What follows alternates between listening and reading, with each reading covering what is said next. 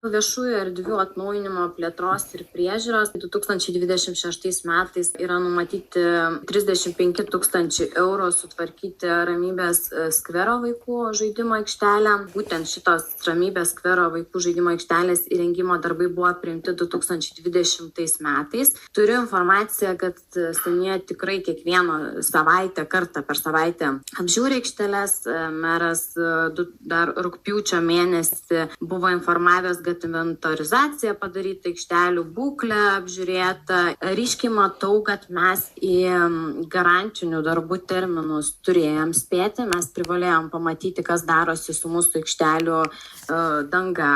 Nesuprantu, kodėl šita danga nebuvo įtraukta į garantinių darbus, kodėl mes dabar iš kėdainiečių pinigų šitą sumą turim skirti dangai sutvarkyti, tai kokios priežastys. Šita našta krenta ant kėdainiečių pečių. Problema yra tame, kad buvo parengtas projektas ir pagal projektą buvo būtent numatyta tokia danga, kurie akivaizdu po kiek čia metų, turbūt po 4 panašiai galima pasakyti, nepasiteisino, neatlaikė turbūt oro sąlygų ir kaip čia pasakyti, išsikreipė. Tai tokios ir garantijos gaunasi, kaip viskas įgyvendinta pagal projektą, o matome, kad projektuotojas, ne tokias medžiagas turbūt parinko tos dangos. Tai va tokia ir yra situacija, kai kartais tas garantinis atrodo, kad galėtume jį pritaikyti, bet pasirodo, ne taip yra. Tai dabar iš projektuotojų turėtume atsakomybės šiaip ko gero reikalauti.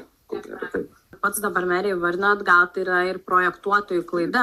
Tai kodėl dabar mes turime nuleisti akis ir prisimti šitą atsakomybę savo? Pateikite informaciją, kas buvo su projektuotojais ir tiesiog tęsiam darbus. Gerai, patikslinsim tą atsakymą, kaip ten yra iš tikrųjų viskas. Ir man kaip tarybos nariai nereikia sausų atsakymų ir tiesiog parašyti. Aš noriu, kad į šitą situaciją ir pasižiūrėtume mes labai rimtai.